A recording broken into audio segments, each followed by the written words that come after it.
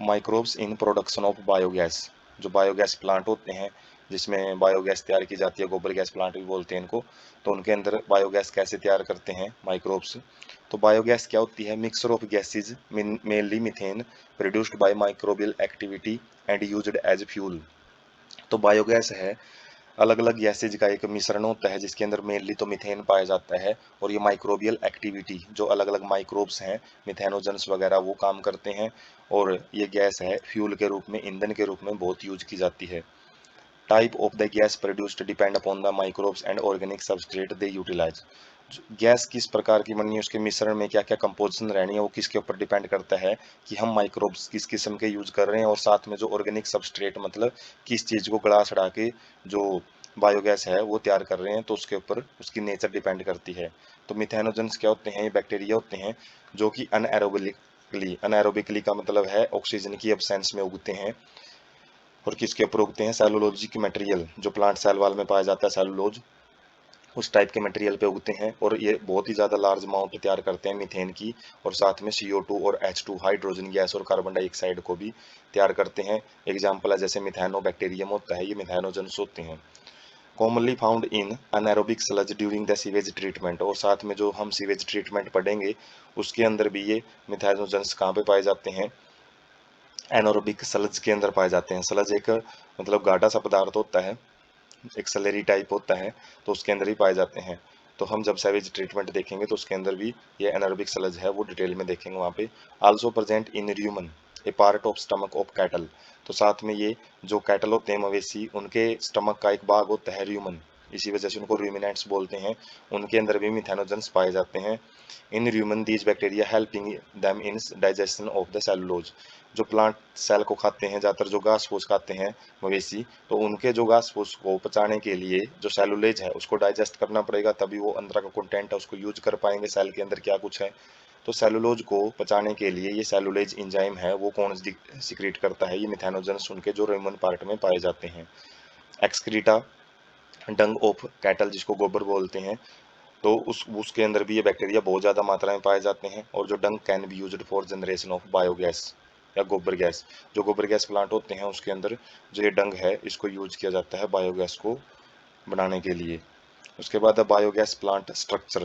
तो बायोगैस कैसे जो प्लांट होता है वो कैसे बना होता है?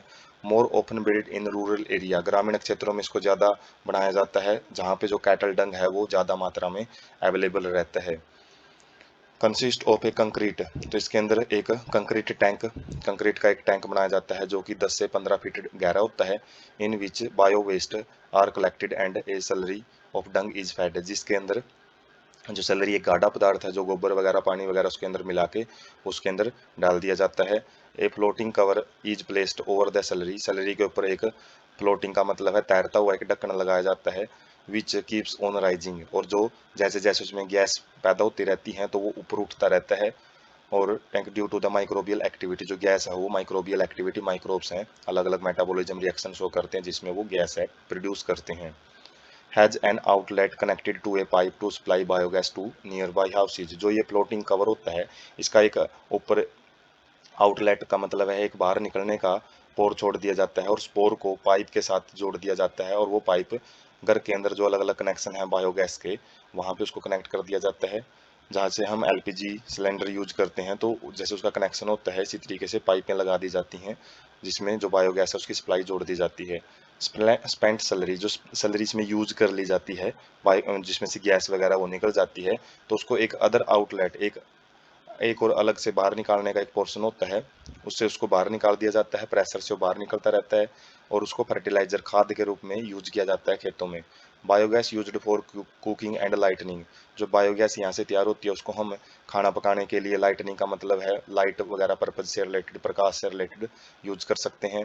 Technology of biogas production was developed in India, जो ये बायोगैस प्रोडक्शन, जो बायोगैस प्लांट की जो स्ट्रक्चर वगैरह है इसको किन संस्थाओं ने इंडिया के अंदर विकसित किया है? उनमें आती है AIARI, Indian agriculture research institute, और साथ में khadi and village industries commission KVIC।